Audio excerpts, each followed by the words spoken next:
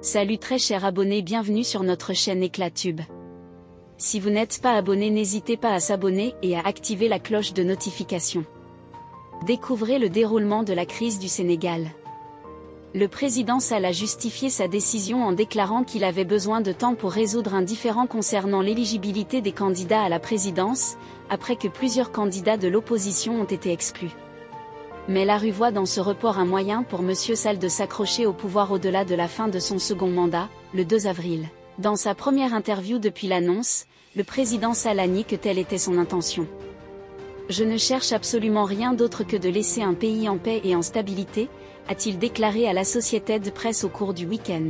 « Je ne veux pas laisser derrière moi un pays qui va immédiatement plonger dans des difficultés majeures. » Ces mots sonnent creux pour ses détracteurs étant donné sa position avant son élection en 2012, lorsqu'il s'était fermement opposé à ce que le président de l'époque, Abdoulaye Wade, brigue un troisième mandat. Un président ne peut pas prolonger son mandat. Ce n'est pas possible, avait déclaré M. Sall, qui avait été Premier ministre de M. Wade, lors de la campagne électorale de 2011. Il ne peut pas prolonger son mandat ne serait-ce que d'un jour, sinon le pays sera plongé dans le chaos parce que le peuple ne reconnaîtra pas sa légitimité et qu'il n'y aura plus d'autorité dans le pays. De violentes manifestations ont eu lieu au Sénégal au cours de la semaine écoulée, faisant apparemment 3 morts. L'une d'entre elles, un étudiant en licence de géographie, est décédé lors d'affrontements avec la police sur un campus universitaire de la ville de Saint-Louis, dans le nord du pays.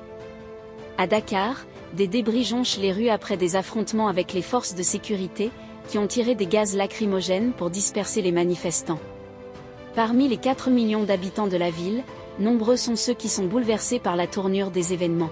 « Je suis blessée et j'ai honte », a-t-elle déclaré à la BBC. Craignant de nouvelles violences, elle souhaite que la société civile appelle à une grève générale « Ville morte » pour manifester sa colère contre le soutien du Parlement au report du vote. Ce n'est pas normal.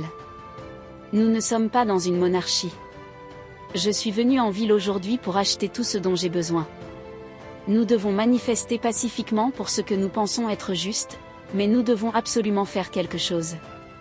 Je suis personnellement très contrariée, a-t-il déclaré à la BBC.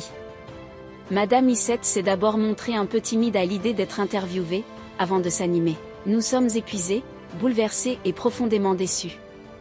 Qu'est-ce qui ne va pas dans notre pays ? Qu'est-ce qui ne va pas avec cet homme, a-t-elle demandé à propos du président, âgé de 62 ans. Pourquoi ce manque de respect envers les citoyens sénégalais ? Nous ne méritons pas cela. Nous voulons voter pour un nouveau président, a-t-elle ajouté. D'effet, déçu, bouleversé. Tels sont les mots récurrents dans les rues, repris sur les médias sociaux où circulent des vidéos et des photos montrant des brutalités policières présumées lors des manifestations.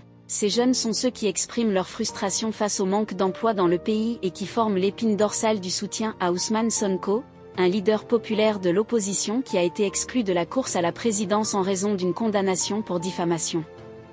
Il a été confronté à de nombreuses batailles juridiques ces dernières années et a été emprisonné dans une affaire distincte pour appel à l'insurrection, conspiration avec des groupes terroristes et mise en danger de la sécurité de l'État.